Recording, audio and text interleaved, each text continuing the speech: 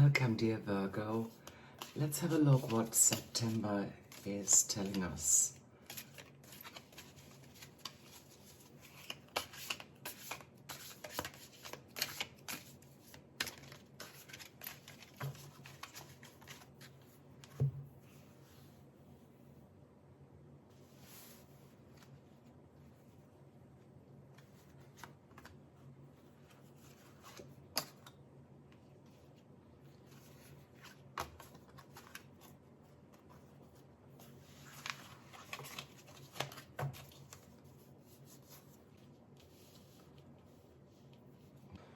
So the first card is the Queen of Pentacles. What a beautiful card. Wow. Queen of Swords. And the last card is the Five of Wands. Very, very strong spread, dear Virgos. Two major arcana cards, which are here for the long term, and one minor arcana, which is here for a short-term situation. So let's start with the Queen of Pentacles. The Queen of Pentacles is a woman who's sitting on a throne, and she's surrounded by lush vegetation. She's holding one of the big coins, the pentacles, in her hands, and she looks loving and caring. This means that you come across as a warm and kind person, somebody who's nurturing, who genuinely cares and loves to see others well. You're also a great homemaker, someone who likes their home to be clean and comfortable. You're an empath, compassionate, and you're not afraid to show it by taking somebody in your arms and giving them a hug to console them or to celebrate something with them. You even show your emotions to those that you don't know that well by patting their hands if you want to reassure them. You also work. Often you have a full-time job, and it could be that you're the primary breadwinner. You're very practical, whether this is at work, at home, or with your family. And you support those you care about, and you shower them with your love. Maybe your job is to care for people, something like teaching, nursing, taking care of the elderly. But whatever you do, you're most likely in a leading position. This card embodies the ultimate working parent. It's important for you to be independent, to have a stable income and enough time to look after your loved ones. Family is everything for you, but you also thrive in creating financial stability. You have found the key to maintaining a healthy balance between home and work. You've managed to integrate them both successfully, and everything flows nicely. If this is not you, then this card could mean that you should try to balance your home and your work life more efficiently. But at the same time, make sure that you also find time for yourself and practice self-care. Things are much easier when your batteries are always charged, so make sure you keep up this balance. This card also represents prosperity and security. You have worked hard to become financially stable, and now you generously share what you have. You love to have people over, and you enjoy looking after them. You're a great host. You love to cook for your guests or have a barbecue. You're down to earth, and you seem to have a calm and balanced life. When you deal with day-to-day issues, you're always very practical. You're resourceful, you're creative, you're somebody who can fix things quickly. You are somebody who finds a good solution to fix problems with minimal effort, with minimal fuss. This card could also refer to someone who's a mother figure in your life, somebody who's able to give you loving support and who helps you to overcome or work through influences of your past. That could be a teacher or a counselor or a mentor or somebody who's very close to you, who knows what you've gone through. When it comes to your work, you're most likely pretty successful. You're experienced, you're well-liked, people respect you. You probably have a relatively good income, and you're trusted with higher profile projects. It could also be that you're responsible for leading other people or managing other people. When you're working with others, Your style is down to earth and practical. You always care that others achieve things and that they do well. You're happy for them. If you're job hunting, then take this card as a positive sign that you will find a job you enjoy and that you earn the income you need for a comfortable lifestyle. This is a happy card all around. If you're single, this card could either mean that you're as happy as you are, that you don't want a relationship, or that you take on a nurturing role if you have a partner. All in all, you will be giving your partner all the support that they need, whether this is financially or emotionally. You're there for them. You're the one that takes care of everybody. If you are the breadwinner and you also take care of your home, the kids, animals, your partner, just make sure that you strike a balance, that you don't neglect yourself. Take some time to practice self-care. When you fly with a small child, you always have to make sure that you're buckled in first before you buckle in your child. So just make sure that you don't run your batteries too low. If you always try and put everyone else's needs before your own, your health may suffer. So let's move on to the next card, the Queen of Swords. The Queen of Swords is also a beautiful card. She's looking towards the future. She's also an imposing figure, and we can see on her throne that she's taking care of the finances. The Queen of Swords is about actions, about words, about thoughts. It could be about ideas, asserting your power. Again, this is a person financially stable, good income, who knows exactly what they want. They're very good with their words. They're very precise in what they want, what they need. They're also most likely to be in a leading position, a manager of some kind. And they know what they want. They have been there, they've tried and tested their path. They know exactly what they want, and they're not afraid to say so. This is somebody who's very well spoken, who is outspoken as well. They will tell you exactly what they expect from you and what they want. They can be quite demanding at times, so you need to be careful not to over-expect, not to have too many expectations of others. You need to keep a balance again. This is somebody who is used to be in a leading position, whether this is at home or at work. You're quite dominant sometimes, and you come across as this. So you have to throttle back a little bit. But nevertheless, it's fine to be outspoken. It's fine to be direct, to be honest. Sometimes you need to be careful that, you're a little bit more sensitive. You're very independent. You are a great judge of things. You are good at making decisions and setting your boundaries. You have a very direct communication.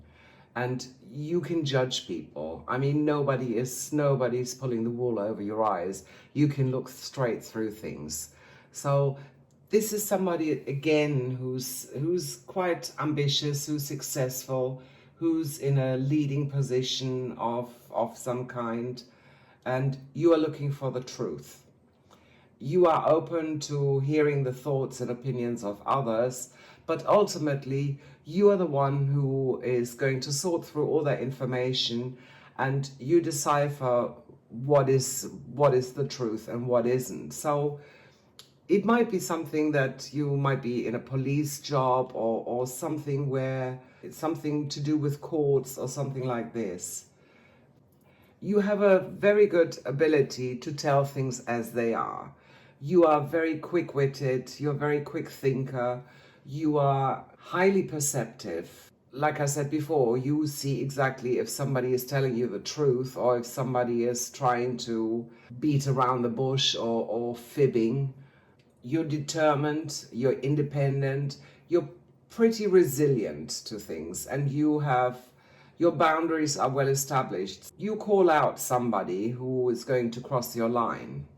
When it comes to work, you are either occupy a leading position, or it could be that you're working for yourself. You're very intelligent, and you are great at investigating things. You can spot problems very quickly. You are a great businesswoman, a great communicator.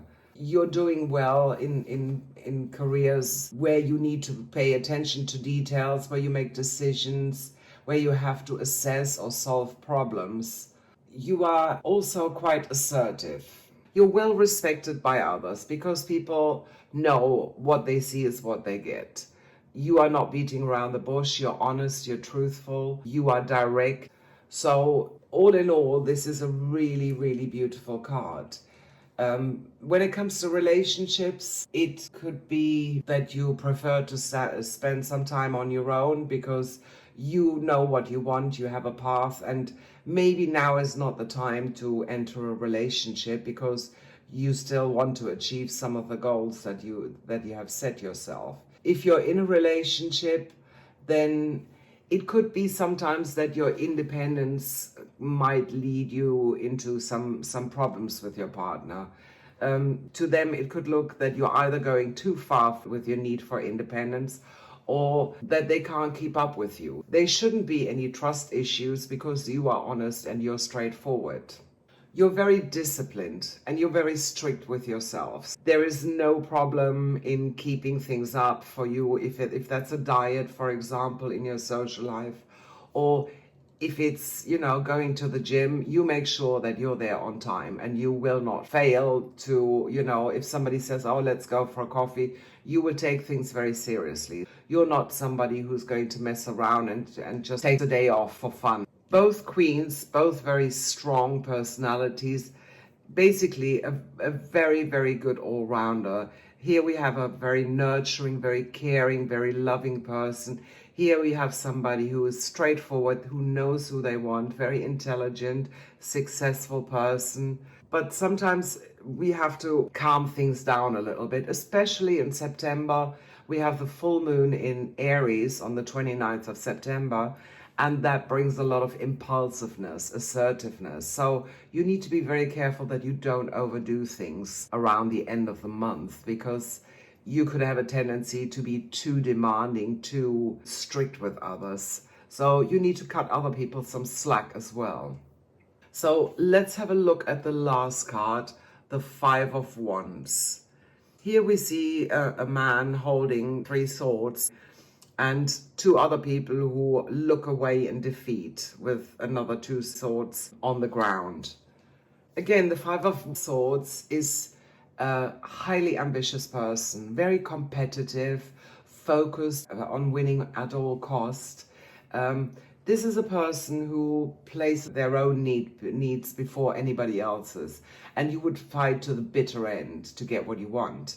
You're very, very clever. You're very masterful at playing games, working out strategies, but sometimes you can become too reckless. Your drive to win all costs can lose you friends and colleagues along the way, business partners. You can come across as a little bit smug and self-assured, that you're overconfident and you want to be the center of attention. This card usually appears when you had a disagreement or a fight or a conflict with somebody. It could be that you had an argument with a friend or with somebody at work or with a family member.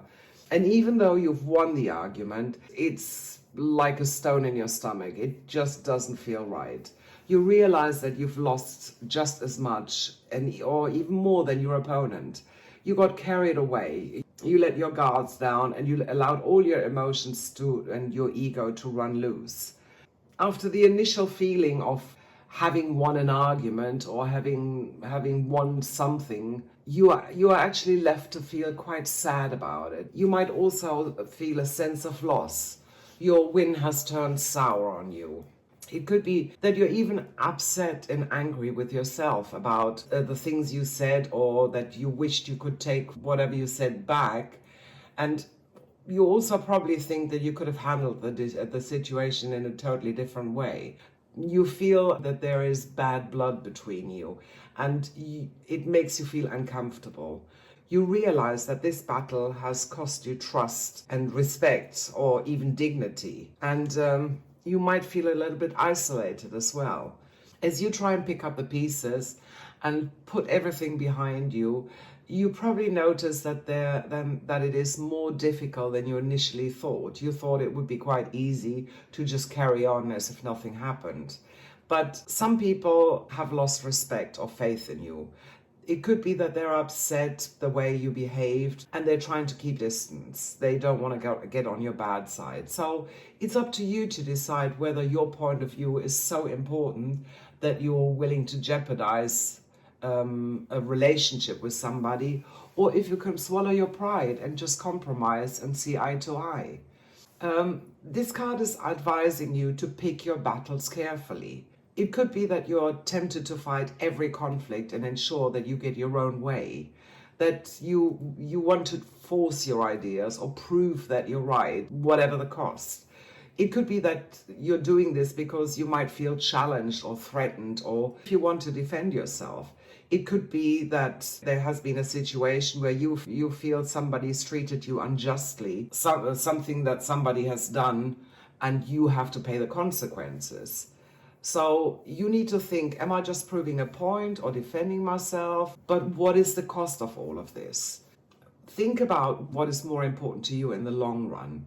Is it that your ego doesn't suffer, or that you want to win? Or is it to keep relationship and friends and people so that you can see eye to eye with them, that you have each other in the future in your lives and experience, happy times with them? So choose your battle wisely. It's a much better way of life than trying to prove a point and start a fight at every opportunity. It can often mean that there is competition of some sort. Sometimes we feel threatened because we see somebody who's very bright, who's very intelligent, who's also quite open to share what they know, share what they do, and you might feel threatened in your work by this. You need to stop yourself from arguing with this person. It could be that it's even as one of your superiors, and you might feel threatened by that and you lash out. You need to be careful that you don't hurt yourself. So be clever, don't say anything. The truth is going to come out either way, and people are going to realize there's no need for you to go out and be assertive, be aggressive towards that person, because all you do is you're giving yourself a bad reputation. Nobody likes somebody who talks behind their back or who is a telltale. Don't burn all the bridges behind you. The longer you brood and harbor negative thoughts, and the more you try and prove your point that you're right, the more challenging the relationship with whoever is going to come. So sometimes it's best that we swallow our pride and just make amends. Don't let the situation just carry on and drag on. Don't try and justify your behavior. Just let it go, move on, look for a common ground with those people that you had a discussion with or an argument with, and just apologize to them. Ask them if you can put this issue behind you. If you battle on all the time, you're going to be the loser in the long run, because it might actually lead to such an isolation that you become disillusioned or depressed, and that can be a downward spiral. Just accept your defeat, learn from it, move on, apologize, make amends. In a work situation, it is often a dog-eat-dog environment. If you're working in sales, the person who has the most sales needs to watch their back because they constantly feel threatened that somebody else is going to take their position, for example. So try and avoid any hostility or tension or conflicts. At the end of the day, nobody is going to succeed. This is not something positive that's helping you to grow. This is just holding you back. The same applies to relationships of the heart, really. When you're like this, sometimes we often say something to each other which we don't actually mean because we might be in a bad mood. Try and be mindful about it. By all means, when the moment is right, come out and say the truth or how you're feeling, but be careful on how you phrase things, because words can actually cut very deeply. You can do a lot of damage by saying the wrong things. Don't make the mistakes and bring old situations up at the slightest argument again, whether that's at work, with your partner, or in a family, because this is just going to make things worse.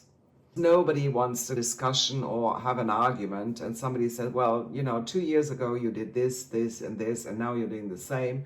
It's just going to lead you deeper down that path. Health-wise, you're probably pretty stressed because of this situation. It could be that it affects your stomach, or that you have back pain. And although you can feel it physically, it's most likely caused by the mental stress, because you're so anxious, so worried, and caught up in your own little ball of conflict that your body needs an outlet. Just be mindful and focus on the positive things in life. It's going to make you feel a lot better. You have, like I said before, these cards, the Queen of Pentacles and the Queen of Swords. These are the dominant cards in your spread, and they're here for the long run. They're much more intensive, and they basically mean you've got everything figured out. You're stable, you're happy, you're content, you have no money problems, everything is going well. So this card looks more like it's a one-off situation. Have a wonderful month, dear Virgo. And if this reading resonates with you, please don't forget to like and subscribe. Leave a comment. I would love to hear from you. And see you soon for more celestial wisdom.